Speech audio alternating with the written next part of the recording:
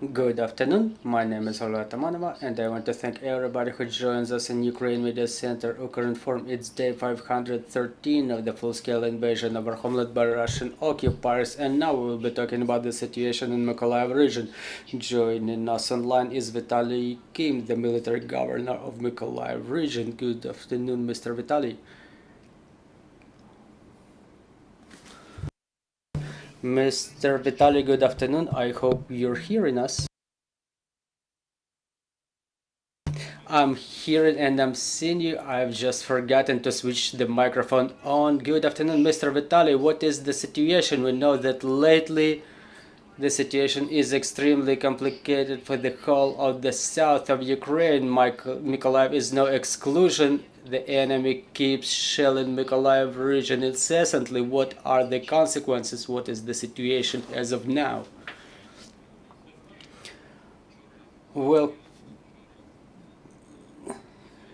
yesterday the city of Mykolaiv was attacked presumably by X-22 missiles in amount of 3 missiles.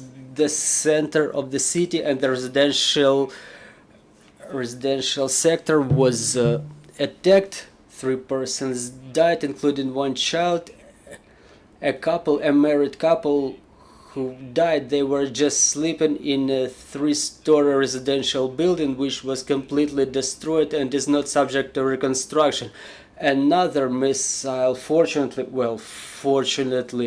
is probably not an appropriate word, but there was a business facility damaged which was located between the 2 apartment blocks. Talking about the region, the communities of Achakin and Katsaruba are being shelled now. The residential buildings are destroyed. It's happening there on the daily basis. The district is being shelled from Kinburn speed with artillery. What are the solutions for those who are left without their homes? Well, until yesterday's shelling, there were 444 people in Mykolaiv whose homes were completely destroyed. More than 10,000 square meters that we want to rebuild. People don't need additional housing. They now live with their friends or relatives. The international organizations are extending support and aid to them, plus the financial aid by the government, but it's a systemic problem, so we're thinking about rebuilding of the destroyed housing for the time being. More than 20 apartment blocks were destroyed and damaged.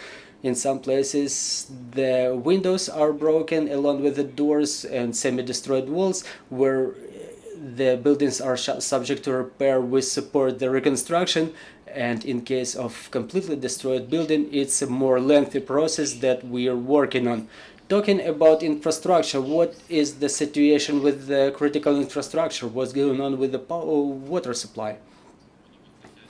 The water supply is not being discussed for the time being. Talking about the critical infrastructure, it's in full operation. We're preparing for predictable autumn and winter attacks based on the experience of the latest winter. So we're working one step ahead and we continue repair works of the critical infrastructure to improve its reliability. Mr. Vitaly, what is the dynamics that you observe with the migration of people? What is the situation in the region? Are people coming back or are they leaving? So what is the situation? Well, people keep coming back for more than half a year now. Honestly, we have traffic jams in Mykolaiv. Even people who were staying abroad for like 1.5 years, they keep coming back in mass. Well, now there is an educational institutions admittance campaign all across the country. So what is going on in Mykolaiv region in this regard? Are there any specific steps taken to make sure this process happens? In Mykolaiv, well, you're talking about educational institutions, right? Yes, exactly. Well, the universities didn't stop their operation. As to the other educational institutions, including kindergartens, 1,042 facilities are in total in the region. 19 schools and 14 kindergartens were completely destroyed, and there were no shelters in more than 62% of the educational institutions equipped. So we try to bring all the educational institutions in compliance with the new requirements. 122 facilities will be working offline in the region. 172 facilities will be working in mixed mode, and the rest will work in remote education mode. Thank you for this information, dear colleagues. Do we have any questions from the floor? Good morning, Mr. Vitaly. This is Lorenzo Cremonesi from Corriere della Sera from Italy. How are you? Sir, a bit of economy. You had important maritime industry, you have very developed industry in your region. Can you tell us, are people coming back also working?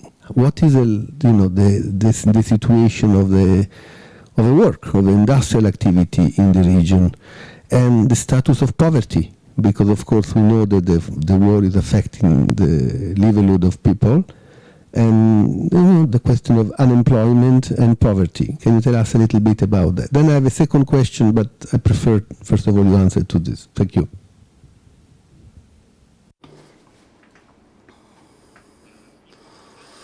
Well, it's a very good question. The situation is complicated. The industry shrinked 5 times with the beginning of the full-scale invasion. However, the maritime industry in the region, it's not a problem that has arisen yesterday. I'm currently dealing with the maritime strategy for the purposes of civil recovery. That's a multi-layer question, multi-layer matter, and without the international partners we are hardly able to make it, because we need the international partners who will recover the maritime industry in the region. Back in 2010 there were 23 people involved in the maritime industry in the region. By the year 2020, the maritime industry was involving only 7,300 people. So for me, the task is to go back at least to the level of the year 2020 to renew the potential of Mykolaiv, but we're staying along the front lines, so it's difficult to talk about some large-scale projects now, but we try to work out this possibility. I was talking with the president and with the president's office, with the Navy and with the Ministry of Defense about placing civil procurement orders to have Mykolaiv produce those products that we can. There is a problem with the jobs, but we keep working on it. Mr. Lorenzo, your second question, please. Sorry, I missed the number, the figures. You said in 2020 we had 23,000 workers. That's what you were saying in the maritime, or in any case in general in the industry, and now there are 7,300. Is that what you say?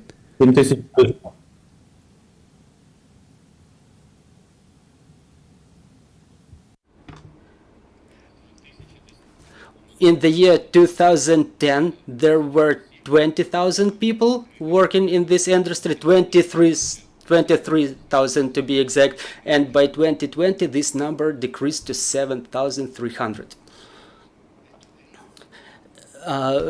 Немає статистики.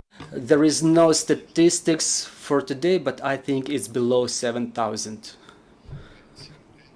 Question was the consequences of the last 3 days attacks. Can you tell us exactly what was attacked? I understood 2 days ago you had 19 people injured, I think. Can you tell us what the Russians are targeting in Mykolaiv region? Thank you.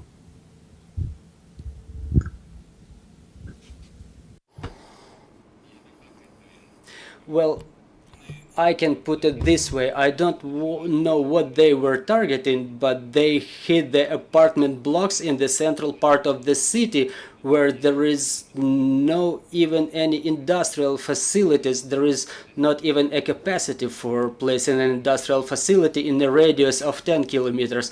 Russians in their summary reports, in their news, they don't even mention Mykolaiv. They say that Odessa and other facilities were attacked, and they haven't even mentioned their attack on Mykolaiv. However, 3 X-22 missiles hit the central part of the city, and they killed a married couple that were sleeping at their home. Mr. Vitaly, thank you very much for joining our broadcast. Dear colleagues, I'm reminding you joining us was Vitaly Kim, the military governor of Mykolaiv region, and at 2 o'clock we will be talking about the draft law on English language and what are the changes that we should expect. Joining us will be Mikita Poturaev, chair of the Humanitarian and Information Policy Committee of the Parliament of Ukraine. Thank you for staying with us. Let's work together for our victory, and thank our security and defense forces, and glory to Ukraine.